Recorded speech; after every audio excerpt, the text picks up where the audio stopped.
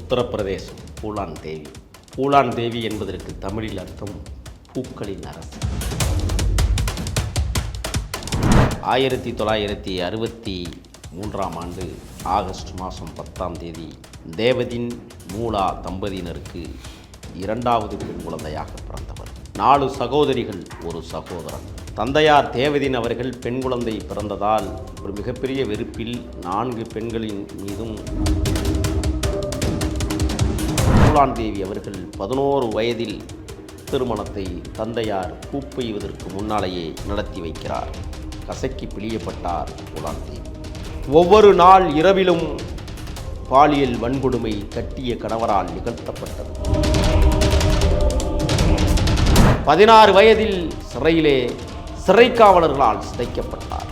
தினந்தோறும் 3 காவலர்கள் 4 காவலர்கள் வந்து சிதைத்து விட்டு செல்வதை வழக்கமாக வைத்திருந்தார். லாலாராவும் ஜீவன்ராம் தாகூர் அவர்களும் பூலான் தேவியை சிதைத்ததோடு மட்டுமல்லாமல் அந்த கிராமத்திற்கே விருந்து படைத்தார்கள். மேமா கிராமத்து மக்கள், இளைஞர்கள் அனைவரும் பூலான் தேவியை சிதைத்தார்கள், சின்னா பின்னமாக்கினார்கள், கொடுமைப்படுத்தினார்கள். மார்பகங்கள் கூட தோன்றாத இடத்தில் கூட கடித்து துன்புறுத்திய காட்சி. புத்திலானோடு வாழ்ந்தாலும் கூட இனிமேல் இவனிடம் வாழ்வதை விட சாவதே மேலானது என்று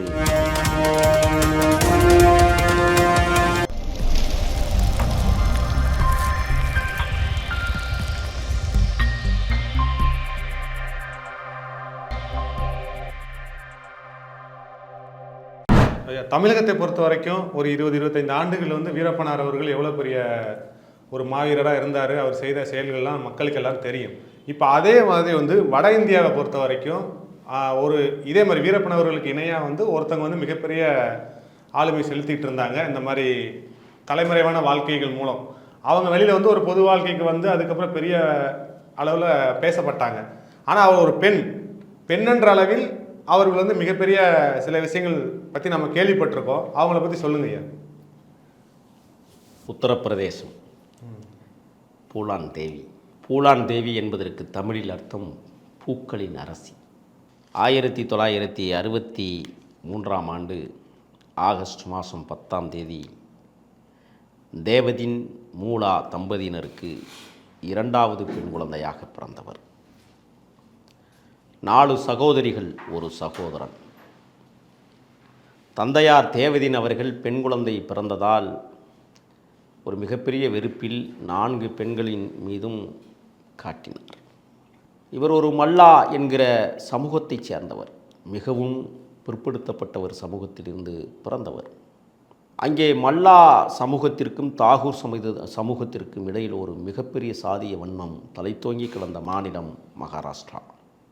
பூலான் தேவி அவர்கள் தன்னுடைய தந்தையாருடைய கட்டுப்பாட்டில் வளர்ந்தாலும் கூட அற்புதமான அழகியல் நிறைந்த கிராமத்தின் சூழலில் வளர்ந்த பூலான் தேவி அவர்கள் தந்தையாருடைய கண்காணிப்பில் இருந்தாலும் கூட கவனமின்றி வளர்ந்தார்.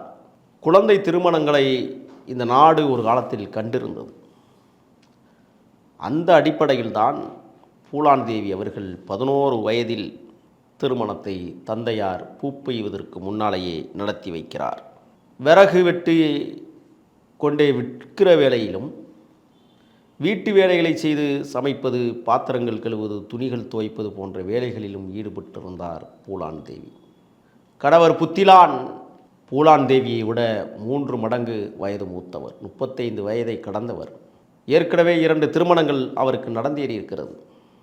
பூப்பெய்துவதற்கு முன்னாலேயே பூலான் தேவியை புத்திலானுக்கு திருமணம் செய்து வைத்தார் தந்தையார் தேவதின் அவர்கள். கசக்கி பிழியப்பட்டார் பூலான் தேவி. ஒவ்வொரு நாள் இரவிலும் பாலியல் வன்கொடுமை கட்டிய கணவரால் நிகழ்த்தப்பட்டது. இரவு முழுவதும் கண்ணீர் வடித்து கட்டிலுக்கு கீழே அழுது கிடப்பது பூலான் தேவியினுடைய ஒவ்வொரு நாள் பொழுதாக விடிந்தது.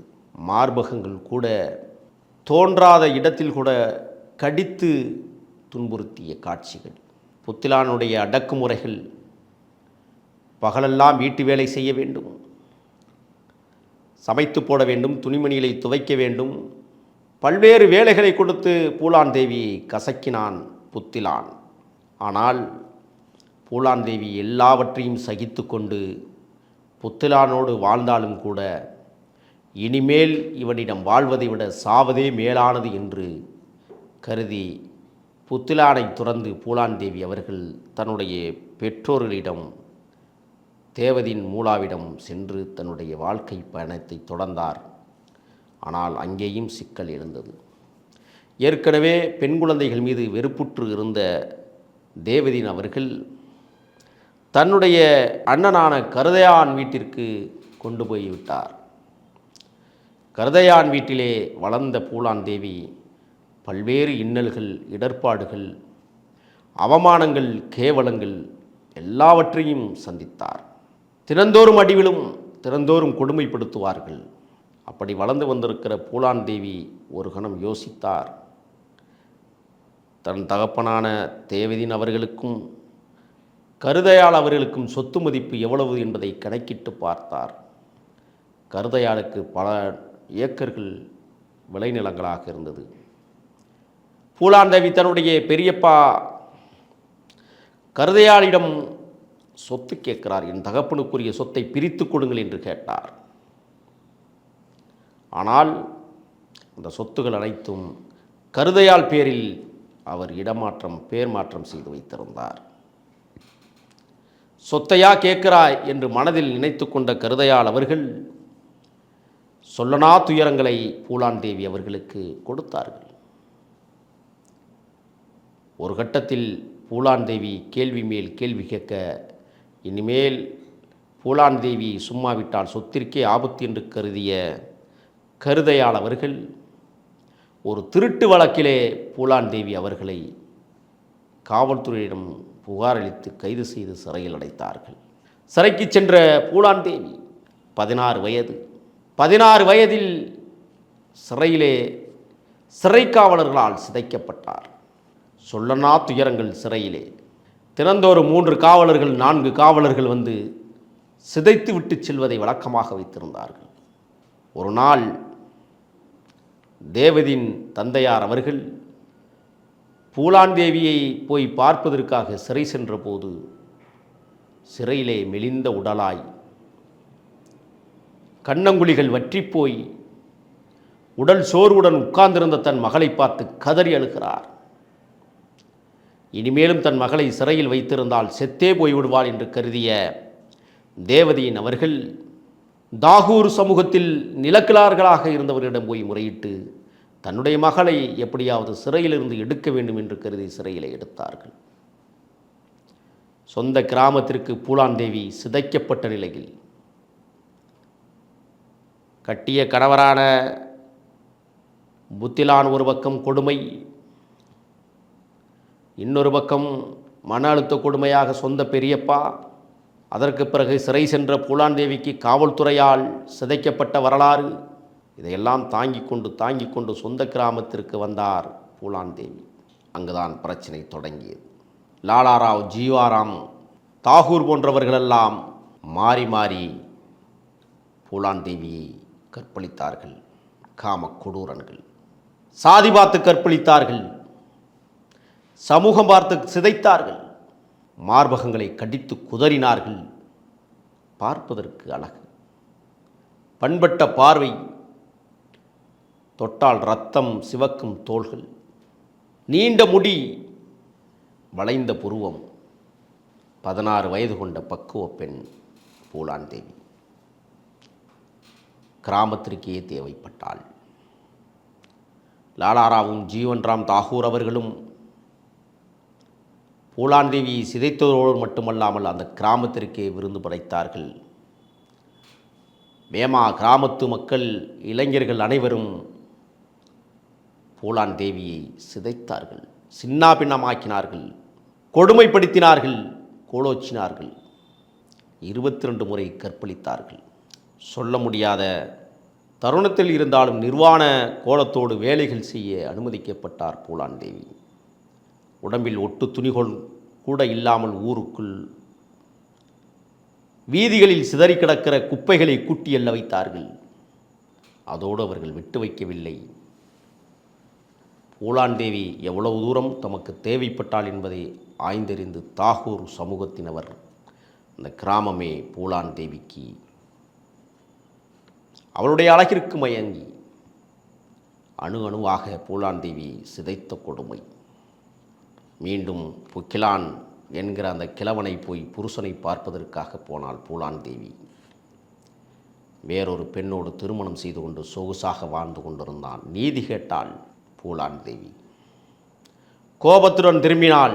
அவள் வாழ்க்கையில் ஒரு மிகப்பெரிய தாக்கம் ஒன்று உருவானது. கைலாஸ் என்கிற தனக்கு விருப்பப்பட்ட ஒருவரை காதலித்தார். அவரையே திருமணம் செய்து கொண்டார்.